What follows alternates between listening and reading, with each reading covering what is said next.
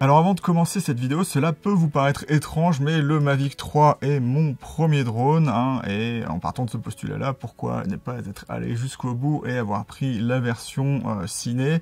Alors pour, comment dire ça, un ProRes 422 HQ qui est vraiment très qualitatif, hein, à dans les 800 mégabits par seconde, il me semble. Donc s'il y a des petits problèmes d'acquisition de détails sur les versions 270 mégabits des Mavic normaux, on devrait moins en avoir avec cette version ProRes HQ, mais pour une question de licence et un SSD qui lit dans les qui écrit dans les 460 mégabits par seconde, je trouve que la facture est assez salée. Certes, hein, souvent les disques durs DJI, enfin les SSD sont chers, mais ils sont chers juste pour gagner de l'argent, je trouve au final. Et ce qu'il faut savoir, c'est qu'après avoir payé ces 4600 €, il me semble, il va falloir avoir tous les disques derrière. Et à chaque fois que vous rentrez votre Mavic, le recharger une batterie assez pour que, même dans cette nouvelle version où vous pouvez charger sans utiliser trop la batterie, il faudra quand même un petit peu de batterie pour pouvoir charger vos fichiers. Et c'est un temps non négligeable, on ne peut pas sortir le SSD. Donc si vous êtes pro et que vous avez vous filmez des trucs pro, vous êtes obligé de donner votre drone pour sortir les rushs, ce qui est assez marrant. Donc voilà pourquoi j'ai pris le Mavic 3 normal. Avant de commencer aussi, faites bien attention, hein, si vous voulez un drone et que vous n'avez jamais eu un drone, notamment DJI, faites attention, hein, parce que ce soit ceux-là ou les hôtels, me semble-t-il aussi, parce que j'avais regardé sur mon ancien téléphone, j'ai dû m'acheter un nouveau téléphone juste pour ça. C'est pas parce que je suis fan de téléphone, de smartphone, j'ai dû m'acheter ce Pixel 6. Et voilà, faites bien attention, regardez la liste de compatibilité des téléphones pour voir si le vôtre marche avec ce drone. Et on va commencer cette vidéo de test maintenant. Bonjour, je suis Guillaume, bienvenue sur ma chaîne La Chambre Noire de Goupil pour ce test de ce Mavic 3 que j'ai un peu customisé pour qu'il soit un peu à moi. Donc je vous conseille pas de faire ce que j'ai fait, c'est un upgrade pour Mavic 3, donc le entier. Et ce que j'ai fait, c'est que j'ai rien mis dessus et j'ai coupé une petite bande pour faire cette bande un peu course sur le Mavic. Oui, parce que ça coûte 40 € et donc, enfin 44, et j'ai rien laissé au final dessus parce que je croyais que ça ajoutait du poids. Spoiler alert, non. Et parce que le mien fait, selon ma balance, 902 voire 904 grammes, et j'ai ajouté évidemment l'identifiant, enfin mon identifiant, et en dessous vous le verrez pas, mais il y a l'identifiant du drone. Donc comme d'habitude, on va faire une partie ergonomie, on parlera un peu du drone, surtout de la télécommande, parce que voilà, c'est un drone. Voilà, il y a juste voir comment mettre les hélices dessus, mais c'est plutôt simple, hein. Je les ai enlevées pour pouvoir le manipuler sans que ça me gêne. Et on va surtout commencer par DJI Fly. Alors moi, je n'ai jamais connu DJI Go 4, hein, pas que je ne voulais pas m'acheter un Mavic 2 Pro à la place de ça, comme j'aurais peut-être préféré parce que c'était moins cher, sauf que c'est assez dangereux d'acheter un drone qui ne se trouve plus.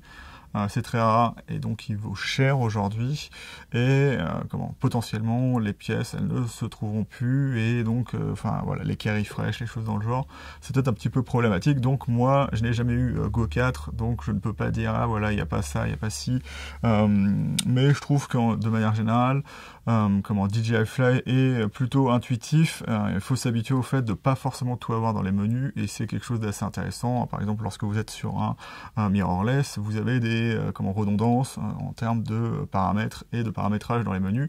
Là par exemple les paramètres d'exposition sont en dessous lorsque vous sélectionnez, et maintenant avec les dernières mises à jour c'est beaucoup plus facile, donc vous pouvez à la fois sélectionner le log, la balance des blancs et après tous les paramètres d'exposition, donc c'est assez simple de ce côté-là. Pour ce qui est des menus, on a 5 onglets, mais il y en a vraiment 3 qui sont importants, à savoir la sécurité, donc c'est là où vous aurez toutes les informations sur votre RTH, l'évitement, l'évitement du drone,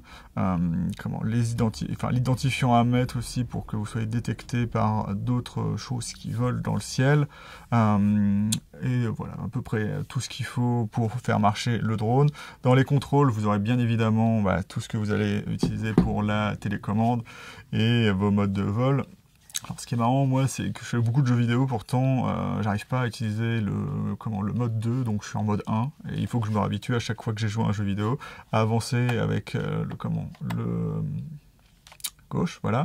Parce que pour moi, c'est plus simple de me balader dans un plan et dans l'autre, en fait, en faisant de la translation comme ça, et en tournant et en avançant avec l'autre, tout simplement.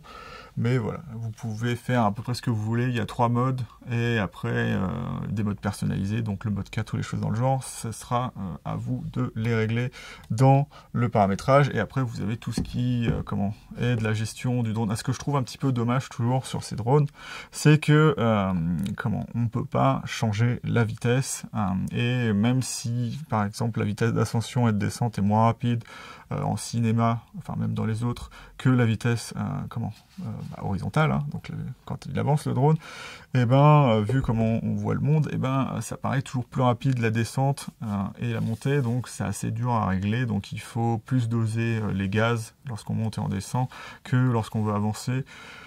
C'est peut-être comme ça sur tous les drones, mais c'est un petit peu dommage de ce côté-là. Mais après, voilà, je vous ferai sûrement une vidéo sur tous les contrôles si vous voulez les avoir. Mais DJI Fly, j'ai pas vraiment eu de problème avec. Après, pour tout ce qui est tracking et tout ça, il faut juste initier en choisissant son sujet. Et après, il y a toutes les options qui se mettent. On a de l'hyperlapse et des choses dans le genre. Voilà, tout est clairement indiqué dans l'interface de DJI Fly. Après, bien évidemment, il y a des manques par rapport à Go 4, mais je suis pas là pour parler de ça, puisque moi, j'ai jamais eu de Mavic 2 Pro, par exemple, donc je vais pas faire de comparaison qui pourrait, mettre en doute mes capacités, vu que je n'ai pas le drone. Parlons maintenant de la radiocommande. C'est la radiocommande, oui, certains vont être déçus, c'est la radiocommande qu'on a sur le R2S, et sur le R2, me semble-t-il aussi, je sais plus, et sur le Mini 2, moi j'ai pas vraiment de problème avec, parce que tout ce qui est personnalisation et choses dans le genre, il n'y a pas grand chose. Au final, FN ça sert juste à la base à recentrer la caméra, donc si la caméra va centrer, ça la baisse, et sinon ça la recentre, mais il n'y a pas vraiment beaucoup d'autres options à mettre dans les menus, et donc au final, je trouve pas ça très gênant. De même, on perd le joystick de contrôle de la caméra, mais le Mavic 3 a un petit problème, c'est léger, c'est que la caméra ne peut pas vraiment bouger, elle a qu'un angle de 5 degrés à gauche et à droite, donc au final, on sert de, du drone en lui-même pour faire bouger la caméra, donc il y a juste besoin de la molette pour pouvoir monter et descendre la caméra. Ce qui n'est pas un problème du coup pour moi, je m'y suis habitué, c'est plutôt ça. Et pour le reste, il n'y a pas grand chose d'autre. Le seul truc que j'ai constaté sur le Mavic 3, je fais un truc pour éviter, parce que voilà, on a tous plus ou moins eu le problème où le drone acquiert pas forcément rapidement les satellites.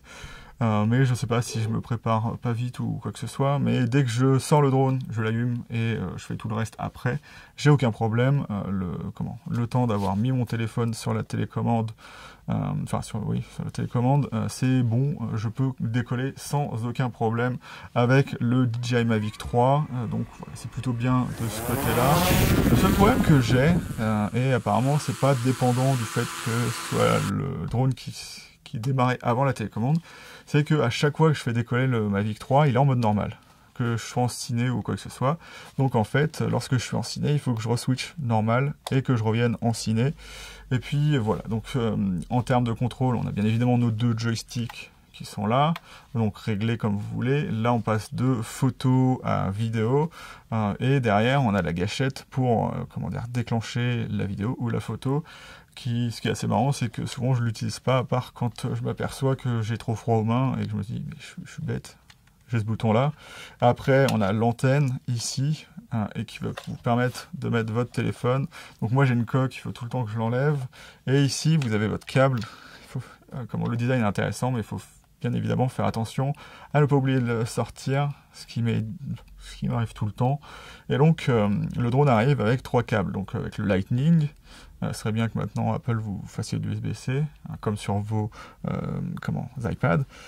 Sauf que il y a de l'USB micro 2, et là où je me pose la question, c'est à quoi ça sert? Parce que lorsqu'on regarde la liste de compatibilité, c'est que des appareils qui fonctionnent sur Android 11, me semble-t-il, et il n'y a plus de téléphones qui ont du micro USB 2.0, donc ça sert absolument à rien de l'avoir. Moi je m'en sers juste pour pouvoir brancher ma powerbank sur ma manette de PS4, et donc voilà, on a à peu près tout sur les contrôles. C'est assez minimaliste. Si on a bien évidemment le bouton pour démarrer et le bouton pour le RTH ou pour faire la pause. Une pause, c'est bien évidemment lorsque vous êtes dans vos modes intelligents. Et donc le RTH, vous appuyez longtemps dessus et au bout d'un moment, le drone va revenir. Et voilà tous les contrôles qu'on a sur la radiocommande de ce Mavic 3. Maintenant, passons à l'ergonomie du Mavic 3. Donc j'en profiterai pour parler des spécifications techniques en même temps. Alors c'est le plus gros DJI Mavic créé jusque-là. Et pour cause, il a ce capteur micro 4 tiers, donc le L2D20C de Hasselblad, donc avec son optique bien évidemment spécifique, et donc ça en fait un ensemble gimbal plus imposant que ce qu'il y avait sur le Mavic 2 Pro, et du coup ça dépasse légèrement du drone. Alors il faudra faire attention si vous le faites taper de face. Il y a des gens qui ont perdu carrément la gimbal là-dessus, ça pendait juste par le câble, ça de connexion, donc voilà, c'est un petit peu problématique. Donc tout s'arrache au final derrière, parce que voilà. Mais il y en a d'autres qui sont pris en arbre avec, et le Mavic va bien. Ils ont juste eu après peut-être des problèmes d'horizon, donc refaites une calibration si votre drone tombe. On a aussi des hélices qui sont plus grandes, donc replié au final, il n'est pas plus gros qu'un Mavic 2 Pro, mais une fois déplié, il est plus gros, et il a cette forme assez spécifique pour que il soit assez haut par rapport au sol. Je trouve que devant ça marche, mais derrière je trouve que les hélices sont souvent assez proches du sol, donc si le terrain n'est pas parfaitement plat, il se peut que les hélices touchent un peu sur les bords. Moi je suis jamais vraiment dans des endroits plats lorsque je le fais décoller. Et donc, ce que ça apporte d'avoir des hélices plus larges, au final, ça permet, en théorie, au drone de consommer moins d'énergie, sauf que le pendant de ça, c'est que le drone est un peu trop réactif, donc la gimbal arrive vraiment à s'en sortir et marche très très bien de ce côté-là. Mais il y a un petit peu d'effrayant si vous désactivez, la passe, donc la détection des obstacles, parce que le drone se met vraiment à aller beaucoup plus vite. Donc il est beaucoup plus doux lorsque vous avez la passe, puisqu'il va détecter ce qu'il y a à proximité et aller tout de suite un petit peu moins vite jusqu'à s'arrêter, des fois un petit peu brusquement. Mais voilà, il faut faire attention, c'est un drone qui peut impressionner un peu du côté du fait qu'il soit un peu brusque par rapport même à un Mavic 2 Pro. Donc le drone, il est censé faire 900 grammes, donc moins qu'un Mavic 2 Pro, même s'il est un petit peu plus grand. Alors il faudrait avoir vraiment une balance très très précise, mais la mienne m'affiche que le drone fait 904 grammes, et c'est pas les stickers qu'il y a dessus, parce que j'en ai enlevé une partie, ça n'a absolument rien changé. Donc j'espère quand même qu'il restera rétrocompatible CE lorsque on arrivera en 2023, parce que ça le ferait passer en C1, donc scénario où vous pouvez être à 50 mètres des gens, donc des villes au final. Sinon ça sera le scénario A3, celui que j'utilise en ce moment, 150 mètres des gens. Alors vous pouvez pas toujours le faire, bien évidemment, les gens qui se baladent en forêt ou quoi que ce soit, mais c'est plutôt des grands rassemblements ou des choses dans le genre. Et donc voilà sur le Mavic 3 de ce côté-là. Qui dit nouveau drone dit nouvelle batterie. Donc on est sur une batterie 4S, donc 4 éléments de 5000 mAh, censé assurer par DJI 46 minutes de vol, en vol et en stationnaire 40 minutes, parce que se sustenter ça demande plus d'énergie au drone que de voler en ligne droite, pardon. Et ça, je pense que c'est en normal. Moi, en général, j'ai dans les 35 minutes d'autonomie. Et ça ne compte pas tout le temps que le drone passe à terre ou en l'air lorsque je fais mes plans, enfin à terre surtout, lorsque je fais pas mes plans, enfin lorsque je suis en train de changer par exemple mon ND ou des choses dans le genre, je n'arrête pas le drone, donc il continue à tourner donc ça mange de l'énergie. Donc je pense que si je faisais que voler tout le temps, ce serait plus dans les 40 minutes. Donc faites attention, hein, c'est des batteries LiPo, si vous y connaissez pas là-dedans.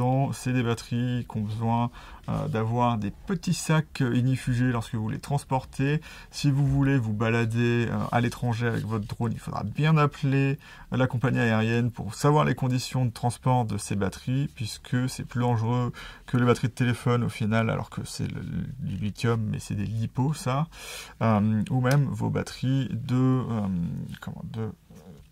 mirrorless. Voilà, je suis en train de regarder mon A7 IV. Donc faites bien attention à ça.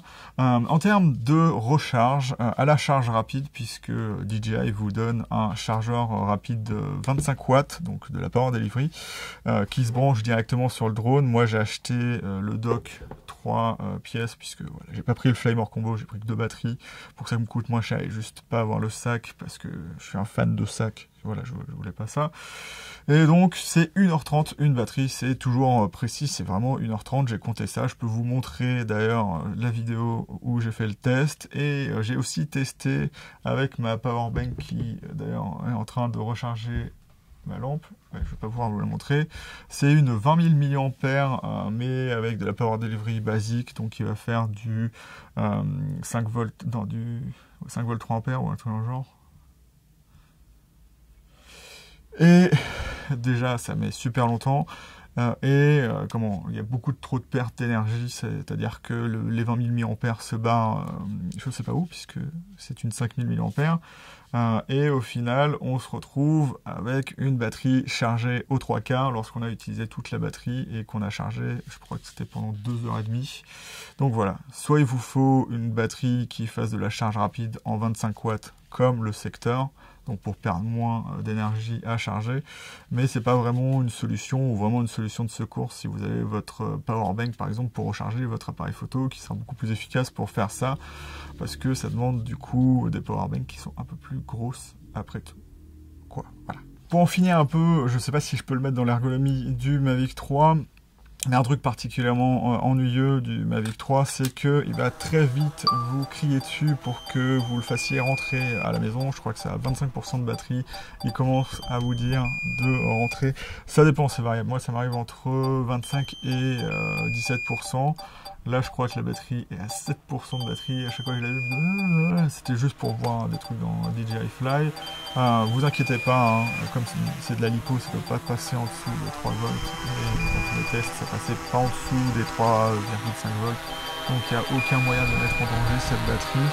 Et de toute façon, le drone voudra tout le temps faire du RTH, jamais à 0%. Et c'est aussi pour ça que l'autonomie doit être un petit peu biaisée, hein, parce que moi j'ai 35 minutes lorsque je laisse le drone à 15% de batterie. Voilà, tout simplement.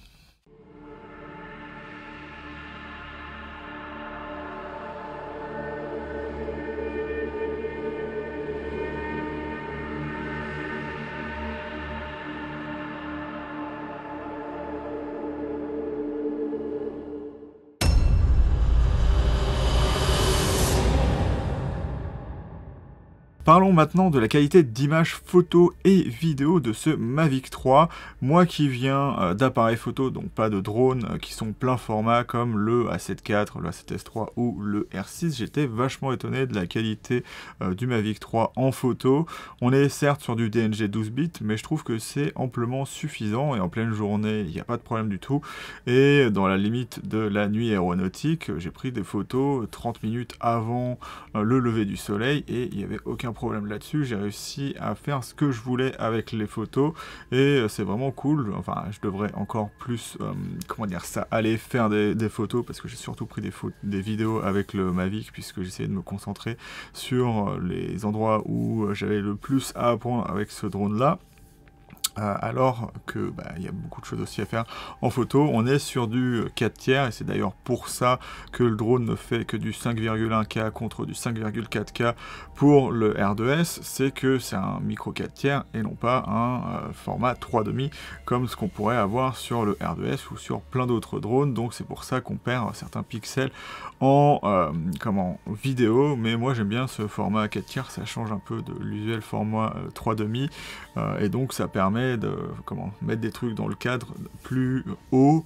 Après bon, c'est une question de goût, mais les qualités sont là. Ce petit ensemble capteur optique micro 4 tiers, au moins en photo, sont plutôt bonnes. Il y a quand même un petit peu de flair sur l'optique, et ça se verra, enfin le problème se verra surtout en vidéo. Si on est en fixe en photo, on peut s'accommoder du problème assez facilement, mais il reste que le flair amène une baisse de contraste très élevée lorsqu'on voit directement le soleil, et ça peut apporter des petits problèmes en vidéo. Et du coup on va passer en vidéo ici, quelque chose qui est assez agréable sur le Mavic 3 et que beaucoup d'autres appareils photo modernes ne font pas, c'est qu'on a le choix entre l'UHD, donc le format que vous aurez typiquement sur YouTube ou sur votre télé, et maintenant des formats cinéma, donc ce qu'on appelle la C4K sur le Mavic 3. Donc pour rappel, on a la même dimension en hauteur, mais on a plus de pixels en largeur, et donc du coup si on fait de la 4K cinéma, on peut recropper dedans au final pour refaire de l'UHD. Donc c'est peut-être le format le plus intéressant à utiliser en général, si on ne sait pas si on veut faire de l'UHD ou ce 4K cinéma. Ce qu'il faut savoir avec le 5,1K, c'est qu'il est au même format que le format C4K. Donc voilà, il faut faire attention avec ça. Enfin, c'est juste une information, mais voilà. Et donc ça reste intéressant d'avoir ce 5,1K, puisque du coup on peut zoomer dedans et avoir l'équivalent de 32 mm si vous aimez une optique un petit peu plus serrée. On a accès sur le Mavic 3 à un zoom x2, mais je le conseille pas parce que il n'est pas sans perte, et donc on le voit fortement. On compare, si on compare deux deux vidéos faites à la fois au 24 mm et au zoom x2, donc 48, et c'est vraiment pas très beau à voir, donc je vous conseille pas du tout ce mode. Ce qui est un petit peu dommage d'ailleurs, c'est que lorsqu'on passe sur le mode Explorer, parce que la deuxième caméra n'est accessible qu'en mode Explorer, et ce que j'ai pas dit en photo, c'est qu'on aura accès que au JPEG. Donc si vous aimez faire des JPEG, ça peut être intéressant, mais pas moi, donc c'est pour ça que j'en parle pas en photo. Mais le problème qu'on va avoir, c'est qu'on est limité à 30 images par seconde. On ne peut pas régler, enfin on ne peut pas mettre l'image en manuel, donc on est obligé d'être en automatique, et je trouve que de manière générale, comme on est sur un téléobjectif, il y a un problème d'exposition où il faut baisser tout le temps l'exposition. L'optique n'arrive pas spécialement à elle-même, mettre l'exposition comme il faut. Après, ça peut être aussi dû au problème qu'il y a beaucoup de bruit sur la caméra, et un des problèmes c'est que on peut avoir des filtres ND dessus, sauf que ça couvre à la fois le capteur micro 4 tiers et le capteur 3,5 qui est dans ce drone pour la partie zoom, et qui fait en sorte d'avoir encore plus de bruit, puisque on est sur une caméra très peu lumineuse, et donc c'est un problème de ce côté-là. Si vous voulez utiliser le drone avec un ND, il faut faire vos plans au 24 mm en 4 tiers d'un côté, et après enlever le filtre, ce que je fais souvent, et ce qui m'embête, et souvent du coup j'utilise pas ce mode zoom. Pour les fréquences d'image, on a 24, 25, 30, 48, 50, 60, et en directement ralenti, on a 120 images par seconde en 5,1K, en 4K ciné, en 4K, et en 1080, on va avoir jusqu'à 200 images par seconde. J'ai pas fait de test avec ça dans ce test, mais je ferai sûrement une vidéo spécifique. C'est juste que comme je n'utilise pas en drone plus que 24 images par seconde, parce que je vois pas forcément l'intérêt d'être au ralenti ralenti, encore faire de l'hyperlapse manuel, en accélérant l'image, ça je peux le faire, mais je n'utilise pas plus que le 24 images par seconde, donc je vous ferai une vidéo spécifiquement là-dessus, si vous êtes intéressé, enfin je la ferai, mais ça ne fera pas partie de ce test. Avant de rentrer plus particulièrement dans les formats vidéo, la stabilité de la caméra est vraiment très très bonne, hein, bien que le drone soit vraiment très agile, enfin aille vraiment très très vite, la gimbal suit vraiment très très bien, et elle résiste vraiment plutôt bien au vent. Le seul problème qu'il peut y avoir, c'est par vent très très fort. J'ai déjà pratiquement affronté des rafales de 60 km/h. Il se peut que si vous faites un mouvement avec une rafale, que la gimbal veuille se décaler d'un coup, et ça peut lui arriver des fois lorsqu'on est en mode sport et qu'on a des mouvements brusques, ou lorsqu'on essaye de d'aller dans un angle trop fort et que le DJI se cabre, il va essayer de se remettre un peu droit, mais ça me semble assez normal. En termes du coup, après maintenant, de qualité d'image, on a deux formats. On a bien évidemment le format normal avec cette Color Science, donc science des couleurs de chez Hasselblad, qu'on a aussi en photo, et ça fait partie de ce qui est vraiment très intéressant avec la caméra de ce Mavic 3.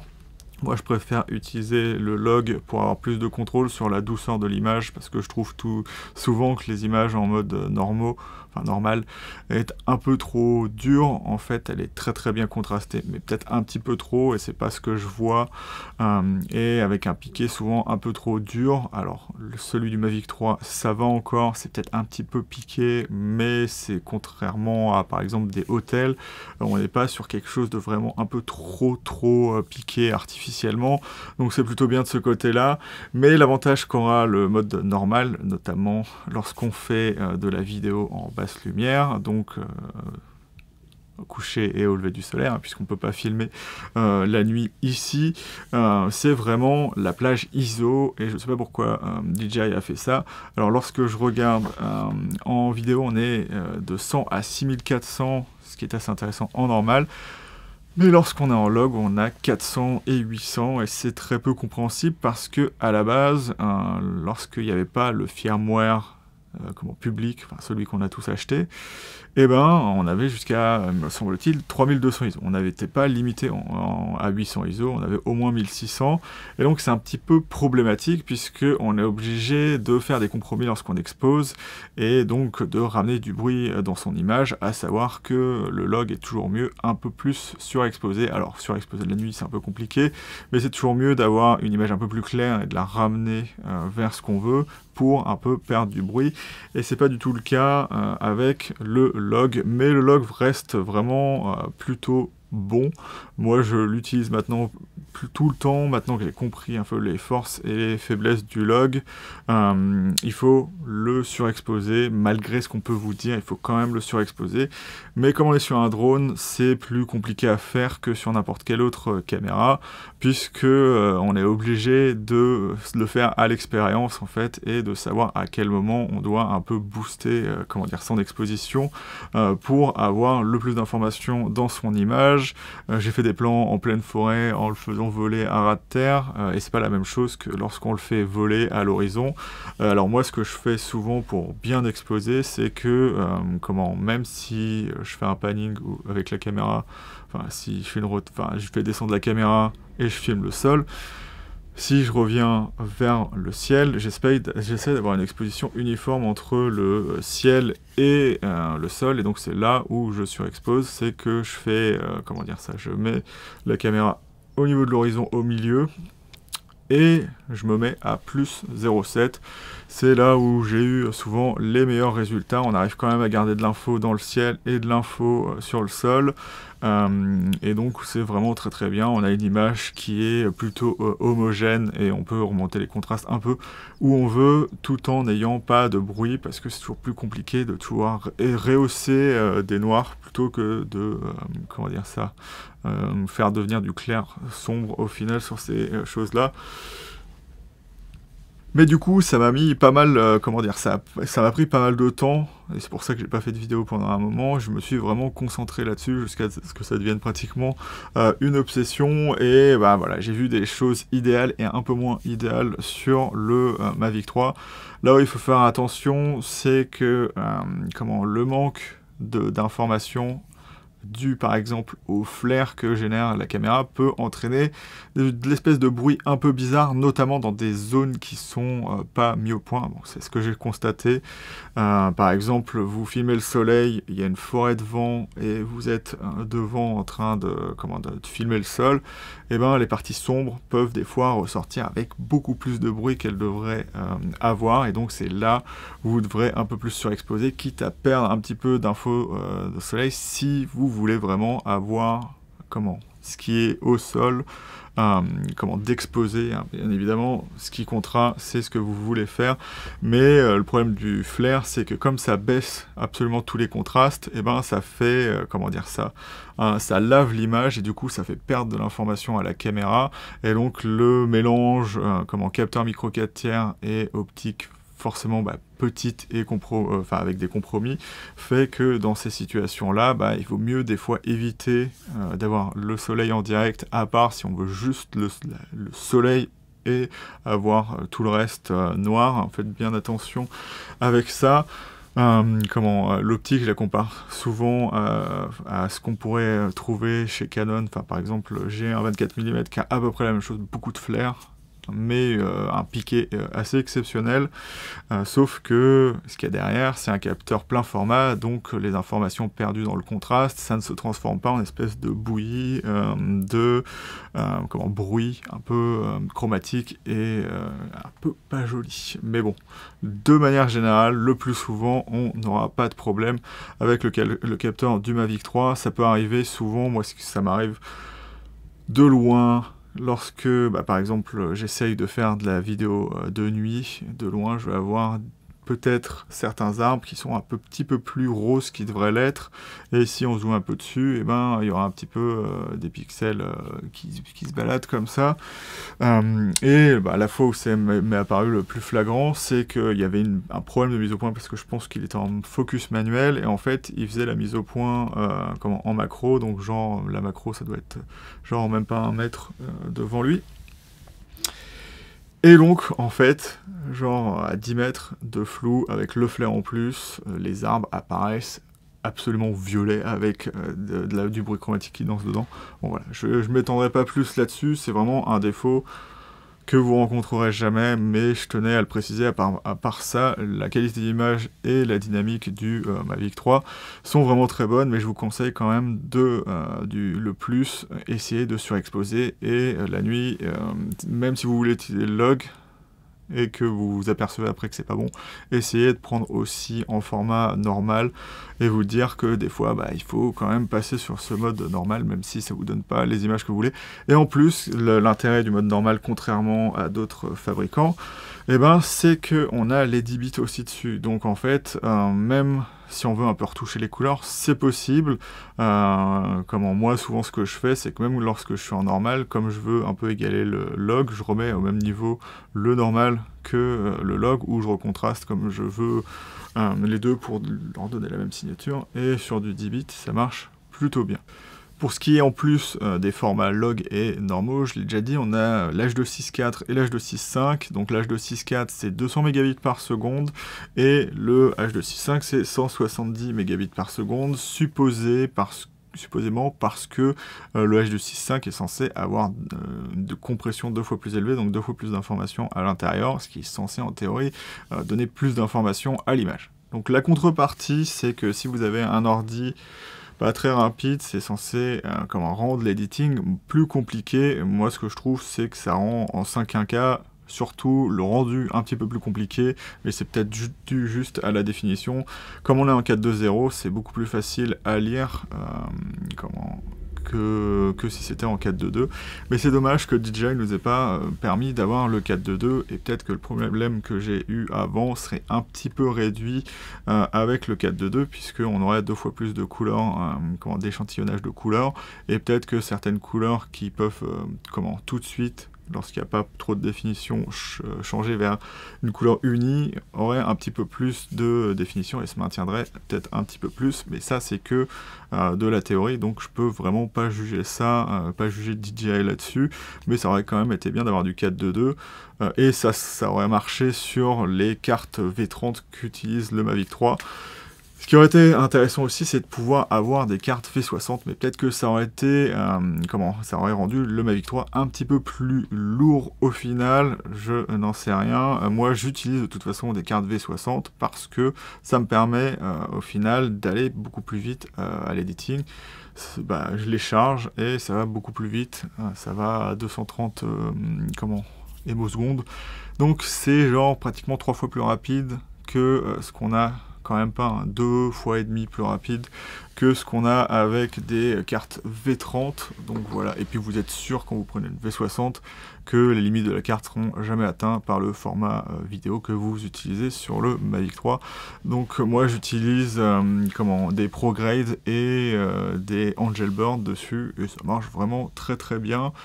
J'alterne entre les deux, voilà, tout simplement. Le cas échéant, si vous savez que vous filmez dans des conditions un peu risquées, en avoir le plus possible, ça vous permettra à chaque fois que vous le faites atterrir de changer de carte et de sécuriser vos rushs, ce qui ne serait pas possible si vous en avez qu'une seule. Le débit aussi est réglable en variable et non variable, donc CBR et VBR. Donc moi je vous conseille de rester en CBR normal, et en log il n'y a pas de réglage, donc je pense que c'est en CBR direct. Donc c'est Continuous Bitrate ou Variable Bitrate.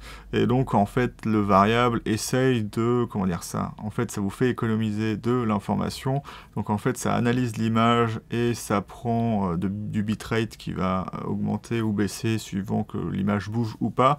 Le problème que ça pose, c'est que si vous avez déjà vu des macro-blocs dans les vidéos, c'est dû à la compression, et c'est dû au fait, au VBR notamment, enfin pas forcément dû au VBR dans la vidéo quand elle a été créée, mais des fois du lecteur. Mais en fait ce que ça fait, c'est que c'est censé être optimisé, mais si on a une limite haute, trop haute par rapport à juste après un passage très très bas, et le lecteur il peut pas en fait gérer la différence entre les deux, il a besoin de trop de calculs, et ce qui fait que ça génère des macro-blocs à des endroits. Donc moi je conseille de filmer en CBR et même de générer ces vidéos en CBR. Même mes vidéos YouTube, je les génère en CBR avec un débit plus élevé, que donc ça pose un petit peu plus de, ça fait que ça met un petit peu plus de temps à aller sur YouTube, mais au moins ma vidéo elle est déjà en bonne qualité, et c'est peut-être YouTube qui va la compresser un peu de manière sale, mais faites attention à ça. En termes de format, tout s'appelle format, parce que moi je dis log c'est un format, donc le débit c'est pas un format. On a accès au MP4 et au MOV, alors je sais pas trop à quoi ça peut servir, puisque les deux marchent en H.264 AVC et en H.265 HEVC.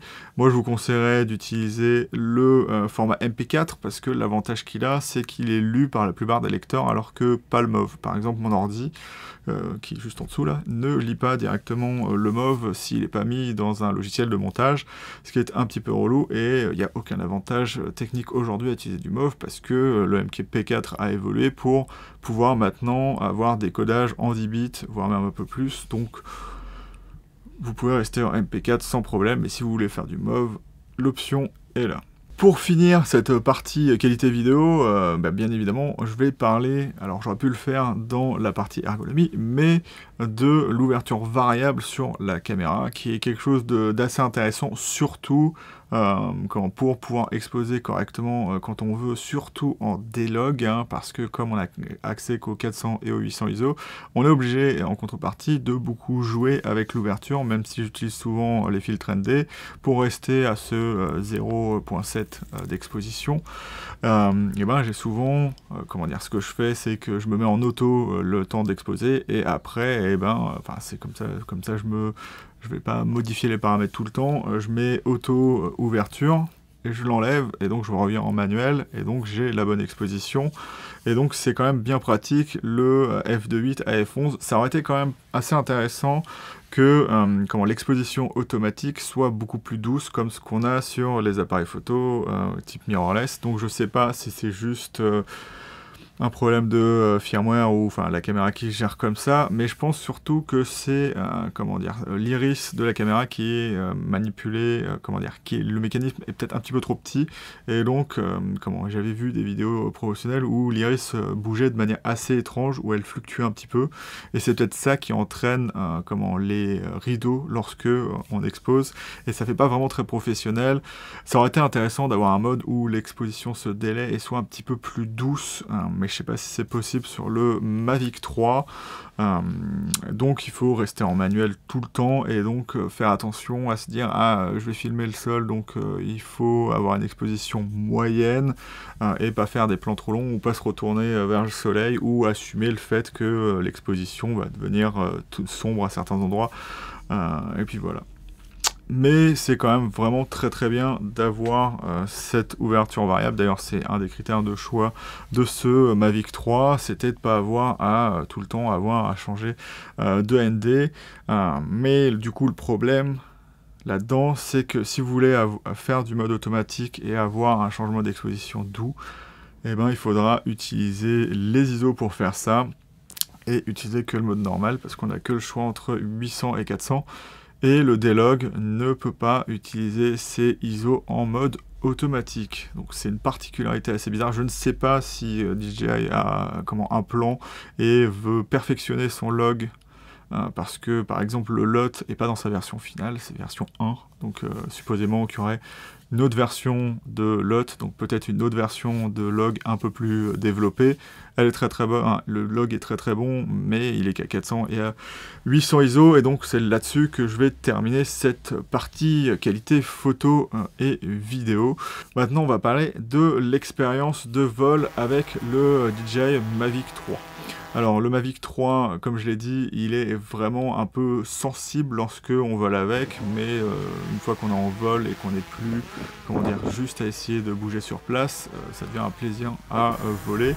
Moi j'aime bien de plus en plus voler en mode sport et comment dire ça, faire des rasemotes au sol, donc ça se trouve un jour il va se planter dans un champ. Et je l'aurais pas, comment dire, je l'aurais mérité. Là d'ailleurs aujourd'hui je suis sorti et j'ai fait une rasemote sur un champ et j'ai voulu passer au-dessus d'arbres dans la forêt. Sauf que il a failli s'en prendre un et donc le drone en fait, il serait pris un arbre à 10 mètres, voire un peu plus, et il serait tombé en fait derrière parce que j'étais vraiment rapide. Je pense que le drone aurait été éclaté, mais genre il est passé à quoi, 30 cm de la branche, mais donc ça veut dire que je m'amuse de plus en plus avec le drone et qu'il finira de toute façon par être crashé, mais il est plutôt réactif, comment je me suis complètement fait au contrôle de la manette, à savoir à être obligé, parce que il y a un angle que de 5 degrés sur les côtés, à utiliser la caméra au bas et de tourner le drone à chaque fois que j'avais besoin de me replacer, et d'avoir les contrôles en mode 1, à savoir, comme je l'ai déjà dit, un plan horizontal et vertical, vertical, puisque le drone se translate en fait au lieu de tourner, et donc c'est plus logique dans ma tête, même si c'est pas logique par rapport au contrôle que j'ai lorsque je joue à une console. Ce que je voulais dire aussi, c'est reparler un petit peu du vent et être un petit peu plus précis. Le drone réagit vraiment très très bien au vent, et j'étais assez étonné de ce côté-là. Lorsque je l'ai testé dans le vent, fallait pas que je fasse ça, mais je l'ai fait. On était sur du vent à 30 km/h avec des rafales à 60 km/h. C'est dommage, j'ai pas fait de capture d'écran. Si la mesure était bonne, on était vraiment fort. Ce que j'ai constaté, c'est que le drone tient vraiment bien au vent. D'ailleurs, j'ai une vidéo où le drone il est vraiment comme ça, cabré. Le seul problème que ça pose, c'est que, contrairement au Mavic 2 Pro, si vous allez tout droit et que vous changez pas la gimbal de mouvement, elle reste droite, il n'y a aucun problème, elle reste bloquée, sauf que, ça a l'air d'être, en interne, le drone sent le vent et il a l'air de bloquer la gimbal. Ce qui fait que, si vous essayez de faire un petit panning, il se peut que la caméra d'un coup fasse se mette à un petit peu bloquer, voire même se lever d'un coup ou descendre d'un coup, donc c'est pas fluide, donc vaut mieux pas le faire. Mais on est dans des vents à 60 km/h. donc on va dire 50. Donc voilà, c'est moi qui prenais un petit peu de risque de ce côté-là, mais le drone a vraiment très très bien réagi. Il allait bien évidemment un petit peu moins vite, mais franchement je suis assez étonné de ce côté-là. Alors moi, comme je vous l'ai dit, j'ai pas trop utilisé les modes intelligents donc de suivi. Bon, je l'ai fait vite fait, courir à côté du drone, mais j'ai pas envie de trop faire confiance à un drone à 2000 € où je veux le garder pour filmer, donc j'essaierai peut-être de faire ça lorsque je serai sur des chemins intéressants mais pas trop boisés. Du moins, ce qui est intéressant avec, c'est que la passe marche vraiment très bien. Donc l'évitement d'obstacles, j'ai fait des petites vidéos où je suis dans la forêt et il détecte vraiment très très bien. Même s'il a quelques, points où il est aveugle, notamment ce que j'ai constaté, c'est que lorsqu'il descend, en fait, il est aveugle pratiquement à l'arrière du drone en fait. Il peut pas voir les branches qui arrivent, donc si vous vous baissez, en fait le détecteur avant, si vous allez vite et que vous baissez, le détecteur avant il sera pas actif et donc il se peut que vous rentriez dans les arbres comme ça. Donc il faut faire un petit peu attention avec ça. Ça arrive pas tout le temps, mais moi ça m'est déjà arrivé. Ça m'est déjà arrivé que je rentre, que je touche des branches, et une fois où j'arrive juste au-dessus, parce que en fait je l'ai fait translater, parce que j'étais pas dans le bon sens. Donc voilà, la détection marche vraiment très très bien, mais il faut des fois faire attention à bien connaître les points où le drone est un peu aveugle et de la manière où ça marche, parce que sa détection à 360 degrés, il y a une certaine distance où il verra plus les choses. Donc s'il se rapproche trop vite, il se peut que ça détecte plus à certains moments, mais de manière générale, ça marche vraiment très très bien. Il y a juste un petit problème, c'est que il va des fois essayer de, se mettre à avancer en crabe, et c'est dû à cette détection d'obstacles. Quand, par exemple, le soleil est très diffusé, parce que le ciel,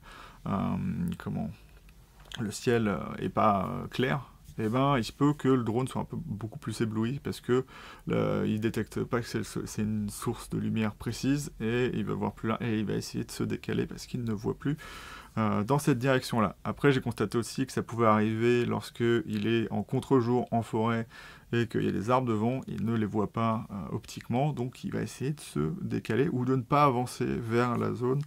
Donc ce qui est un petit peu frustrant, et c'est le moment où vous voulez désactiver l'aide, et là où il va vouloir aller trop vite et rentrer dans des choses, parce que lorsqu'il voit des obstacles, même de loin, s'il peut aller beaucoup plus lentement, et si vous coupez ça et que vous n'êtes pas au courant, et ben vous allez rentrer directement dans un arbre. Moi, la seule fois où ça m'est arrivé, c'est lorsque je me suis arrêté, j'avais mis ma position pour atterrir, juste à côté d'un tronc d'arbre par terre, et en fait, en avançant, je croyais qu'il allait aller doucement, comme lorsqu'il y avait la détection d'obstacles, et en fait non, il est rentré dedans.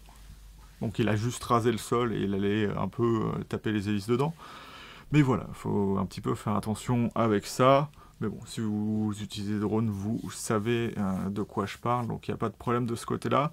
Et de manière générale, le drone se conduit vraiment très très bien. C'est un drone stabilisé, donc à part en fait savoir se repérer quand le drone est pas dans la bonne position, c'est surtout quand il est en face de moi que des fois je fais un mouvement. Non, c'était pas de ce côté-là. Mais voilà. Du coup, il va être temps de conclure la vidéo. Je sais pas trop quoi dire de plus, parce que au final, j'ai parlé de tout. Il me reste bien évidemment plein, j'ai beaucoup d'expérience à acquérir sur le drone. Si ça vous intéresse, je vous ferai des vidéos, pas forcément réglementation, mais un peu, comment lire la réglementation. Est-ce qu'il y a des fois un petit peu bizarre, parce que j'habite dans un endroit où c'est un peu piégeux, donc c'est assez marrant de parler des réglementations de ce côté-là. Mais moi, je suis très content du drone. Après, la courbe d'apprentissage est assez étrange pour moi qui utilise beaucoup plus des appareils photo, parce que vous partez une journée, j'ai 2 batteries de Mavic 3, et à partir du moment où j'ai plus de batterie, je suis obligé de faire autre chose. Je peux pas, repartir. Il m'en faudrait beaucoup plus, et c'est beaucoup plus cher pour mon A7 4, je crois que j'ai, mon A7 S3, j'ai 5 batteries, dont 2 qui ont été pratiquement gratuites, et c'est 79 € la batterie, donc c'est beaucoup moins cher, et donc je peux partir toute une journée sans problème, et ça n'a pas la même autonomie, un mirrorless de toute façon.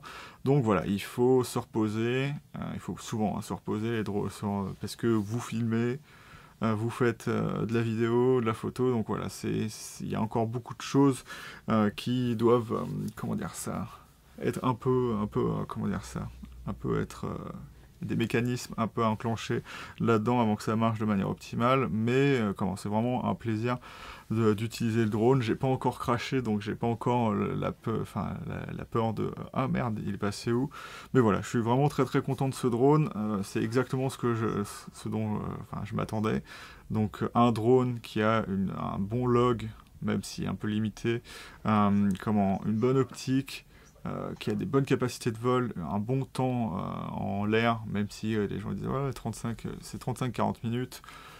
Voilà, les gens disent oui, mais DJI ment, oui, bah, peut-être ou pas, je sais pas. Mais voilà, le drone est vraiment très bon, ouverture variable, détecteur d'obstacles qui marche vraiment très très bien, un suivi qui va demander d'être un peu, comment dire ça, parce que c'est pour ça que je l'utilise pas, c'est que toutes les vidéos que j'ai vues où le drone marche, et au bout d'un moment il va décider de se prendre un truc dans la tête. Voilà, j'ai pas envie de faire ça pour l'instant.